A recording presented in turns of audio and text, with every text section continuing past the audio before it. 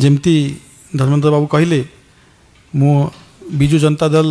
राज्यसभा सदस्य थी 2020 एप्रिल मसीह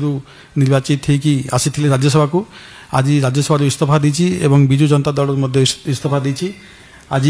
बीजेपी जोटा पृथ्वीर बृहत्तम राजनीतिक दल से आज सामिल होगी मत बहुत खुशी लगुच गर्व अनुभव करुच्ची जो दल सर्वोच्च नेता आदरणीय नरेंद्र मोदी जी जहाँ को पृथ्वीर सबुठ पॉपुलर लीडर कह जाए से दल आज मुझे सामिल होती सबुबले तांकर जो लक्ष्य रही देशपाई पूर्वोदय सबुबले से पूर्वोदय कथा कहते पूर्व भारत केमती विकास हम से ओडिशा भी सामिल अच्छी जो आदिवासी अंचल पछुआ अंचल केमती विकास हम से एस्पिरेशनल डिस्ट्रिक्ट प्रोग्राम आरंभ करते यही लक्ष्य गुड़ा मत सबुबले प्रभावित कर से दल में सामिल होची धन्यवाद देवी गृहमंत्री श्री अमित शाह जी को धन्यवाद देवी बड़ भाई धर्मेंद्र प्रधान जी को अरुण सिंह जी को जे जनरल सेक्रेटरी अच्छा पार्टी आउ हेडक्वार्टर जनरल सेक्रेटरी अच्छा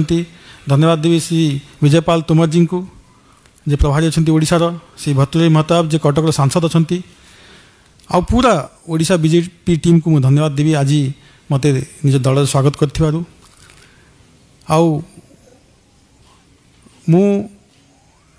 माननीय मुख्यमंत्री पूर्व मुख्यमंत्री ओडिशार एवं विजु जनता दल सभापति श्री नवीन पट्टनायक को भी धन्यवाद देवाक चाहूँगी यही मुहूर्त में मत राज्यसभा पठाई मत सुजोग दे जो राज्यसभा ओडिशा विशेषकर केबीके कलाहांडी अंचल जो समस्या विषय वस्तु को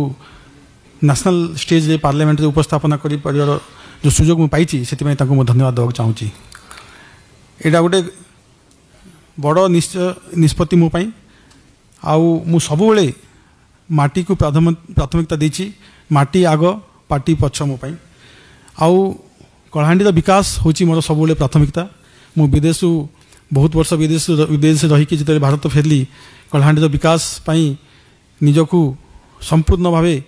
मु डेडिकेट करने राजनीति को आसली समाज सेवा एवं पब्लिक लाइफ को आसली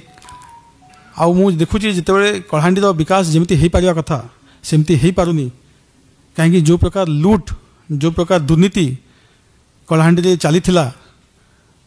किसी असाधु बेपारी किसी सरकारी कर्मचारी आउ समर्थन दौले विजु जनता दल किसी नेता जिला स्तरीय नेता एवं राज्य स्तरीय किसी नेता हजार हजार कोटी टंका लूट होती कलाहांडी आपण बाली कहतु विषाक्त छतुआ कहतु स्टोन क्वारी कहतु आदिवासी दलित मान जमी हड़प कथा कहतु टेंडर फिक्सिंग कथा कहतु आगामी दिन में मु तार विस्तृत देवी मु डाटा केमती हजार हजार कोटी टंका कलाहांडी लूट होती से मु बहुत बार स्वर भी उठे आमर मो पूर्व दलर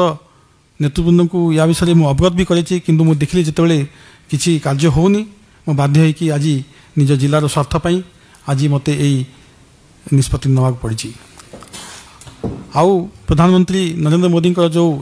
लक्ष्य विजन अच्छी विकसित भारत विकसित ओडिशा से मत प्रभावित करछि आउ ओडिशार मुख्यमंत्री श्री मोहन माझी ओडिशा बीजेपी सभापति श्री मनमोहन सामल एवं समस्त ओडिशार बीजेपी नेता कर्मकर्ता तांकर मार्गदर्शन रे ओडिशार केमती विकास हम 2036 सुधा आम गोटे विकसित राज्य केमती हेबु भारत वर्ष रे टॉप स्टेट्स भितर आमर जमी गणति हेब ता प्रति मु निश्चय दिन राति परिश्रम करी एवं समस्त आशीर्वाद कामना करछि। जय जगन्नाथ, जय माँ माणिकेश्वरी, समस्त धन्यवाद।